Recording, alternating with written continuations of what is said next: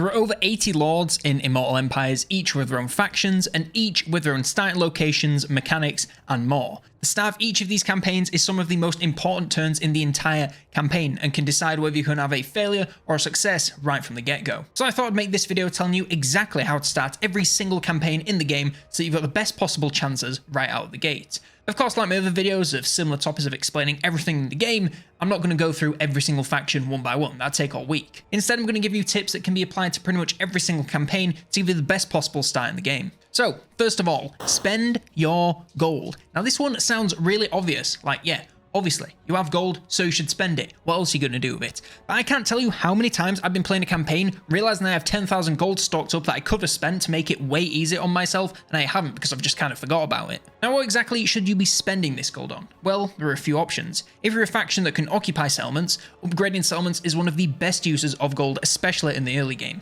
These are literally the foundation of your empire, so making sure they're as powerful and as high level as possible is the key to setting yourself up good for the later game. Don't forget that buildings are where you recruit from, they are where you make most of your gold from, they are where you make trade resources. Pretty much every single thing that happens in your campaign, a settlement has got something to do with it, so having a better settlement will make that thing better. So having settlements makes everything better. What I'm getting at is, if you spend time from turn 1 focusing on settlements and getting them to the highest tier that you can, then you're not going to have to spend turns later in the game waiting for those upgrades that you could have got way earlier. And that's all well and good, but settlements aren't really going to help us right now. What will? Upgrading your army, that's what. Everybody starts with at least one army, so why not get it to the max size pretty much immediately as soon as you can afford to? Whenever you get a chance, adding units will increase your power both in terms of the auto-resolve and in terms of manual battling. Now you may be thinking, in the early game all you can get is crap units, so you may as well wait until you upgrade your settlements, upgrade your recruitment buildings, and get something better. And while there may be some truth to that, having an army that has a bunch of terrible units alongside your starting troops is better than that same army without the terrible troops. The full army of 1 Rattling Gunner and 19 Skaven Slaves is going to do better than that 1 Rattling Gunner completely by itself. They do make a difference, even in the auto-resolve and especially in the manual battles. There is a reason that the Zombie Apocalypse build just works so well. Crappy units in large enough numbers make it so easy to swarm the enemy and wipe them out no matter how elite their troops are. Speaking of your army, use it. There's not really much more I can say on this, because all you need to do to get value out of an army is, well, to use it. Normally factions have a starting wall that occupies them for the first few turns, so take this on head on and wipe it out as soon as possible. You'll get gold from post-battle loot, you'll normally get more territory, you'll get levels for your lord, which makes them more powerful, which makes them better for the rest of the game. After you finish them off, look for someone else to fight. Now, I'm not saying you should just declare war on whoever is the closest to you, because a lot of the time, especially for the good factions, they start near a lot of people that they can be friends with. So you shouldn't just go declaring a war on every single person, unless you're going for this is taught war. In this case, have some fun with that. Obviously plan ahead for who you want to fight and where you want to expand, and then decide on who you should declare war on in what order. Look for land nearby that is habitable. Look for the largest threats to yourself that are nearby that you could wipe out early before they get out of control. Look for the most efficient path towards your victory conditions, whatever they might be. If you're going for global domination, if you're going for the victory conditions that are set by the game, no matter what you are doing, think about the most efficient path to get to those goals, and then go against the person that is standing in your way. Your army is literally the entire expenditure for your faction in the early game, so you have to make use of it somehow, otherwise you may as well just burn the money. Especially if you're playing some sort of horde faction, if your army isn't fighting, then your faction basically isn't doing anything to progress their campaign. Even if they're just sat there raiding making 20 gold, it's 20 gold that you wouldn't have otherwise if they're just sat AFK in one of your settlements. As long as they're doing something to contribute to your campaign, that is all that matters. Next up, make some friends. And no, I'm not talking about outside of the game, although let's be honest, some of us could probably do with that. And this one can be a bit all over the place, since not every faction can make friends with depending on where they start. It can be tempting to go it alone and have the option to declare war on anyone that you want in the early game, but the reality of it is, even in the early game, getting a couple of factions on side to the point where they won't declare war on you gives you a lot of peace of mind and security for the first few turns. All you need is non-aggression pacts, and you're pretty safe to assume that they won't instantly declare war, as long as they're relatively trustworthy and not the Skaven. Trade agreements are worth getting with pretty much every single faction that you can, since they are literally free money even if you don't have any resources. Alongside the free money, it's also another incentive for factions not to declare war on you. It's not as strong as a non-aggression pact, but they'll still be punished if they decide to break their trade agreements and then immediately go into war. Just be careful that this doesn't get in the way of your expansion. The last thing you want is having to force yourself to break a treaty with someone that you need to expand into. That's just going to give a massive hit to your trustworthy rating, and you really don't want that. Now, if you're playing as an evil faction, then your options for these sort of treaties are normally very limited. Most of the time, any good faction is just going to ignore you at best, and war with you at worst. Just do your best to get anyone that you can on side so that not literally everyone is declaring war on you, and just make sure that you stab them in the back before they do the same to you. Now, us should be focusing on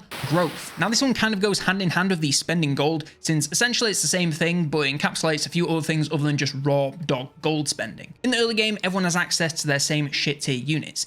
This means if you get to better units before anyone else, then you get the advantage right out of the gate. And if you use that to get even more advantage, you can snowball into the mid game and have a full late game stack before anyone else. Now, how do you get better tier units? You have higher tier settlements with better tier recruitment buildings. And how do you get high tier settlements? You need gold, yes, but the thing that you need more than gold is growth. It doesn't matter if you have millions of gold in the bank, a literal mountain of gold. If you don't have the required amount of population surplus, you can't upgrade a settlement no matter how much money you have. So make sure that you don't run into the situation where you are waiting for growth to catch up before you can upgrade a settlement. You always want to be waiting for gold rather than growth. And of course, focusing growth can be done in a number of ways. If you take a settlement, just occupy it rather than looting or sacking. This will preserve the amount of growth that it has at the moment, so you don't need to upgrade unnecessarily yet again. If you have full control of the province, set the commandment to whichever one has growth in it. Nearly every single faction in the game has one of these, so if you're playing a faction that does, use it. Build growth buildings in settlements. Now, I know that these aren't always the most useful later on. Sometimes they have casualty replenishment. Most of the time, they don't have anything that's really useful.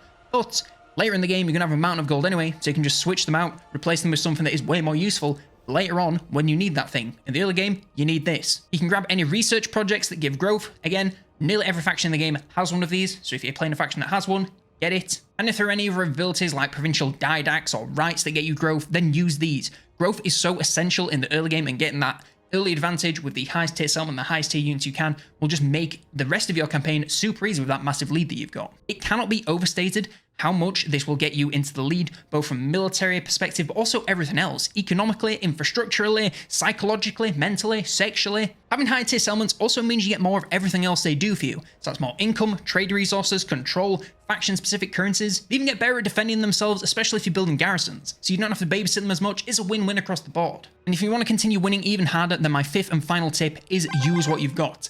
This one seems super vague, and it is, but all it really means is use every single tool at your disposal right out the gate. And this can seem super overwhelming, especially for a newer player, but even experienced players. Putting too many eggs in too many baskets can leave you with nothing to have for lunch. But if you manage to, well, manage everything correctly, you'll get so far ahead that the enemies won't even be able to see you. Now, of course, I've already talked about gold, armies, diplomacy, and growth. What else is there to talk about that you can use in your factions? Research is an easy one since pretty much every single faction has access to it, so you should always be using it because it's free. We already talked about growth, but normally there are buffs to literally everything else in your campaign. There'll be buffs to income, relations, units for both low tier and high tier. Just look at what your faction needs in the moment, upgrade that with research, and then just keep doing that. Because if you research the things that you need right now or will need in the next few turns, you're going to keep pushing yourself further and further ahead. But aside from research, the main thing I want to talk about in this section is mechanics. Every faction and sub-faction has mechanics, so you need to be using them to push yourself as far ahead as possible. Everybody has a gimmick these days, so use yours to make your campaign easier.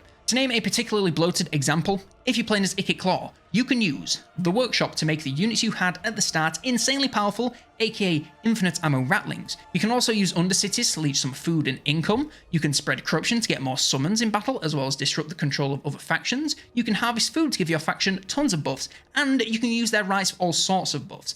Every faction has a massive toolbox these days. The power creep has been incredibly real, so pretty much everyone's OP at the moment. So you need to make sure that you're utilizing everything that you can to give your campaign the best chance possible and get it off to the best start that you could ever dream of. And if you want to know how to use every single faction's toolkit in battle, then click on this video over here where I go through how to use every single unit in the game.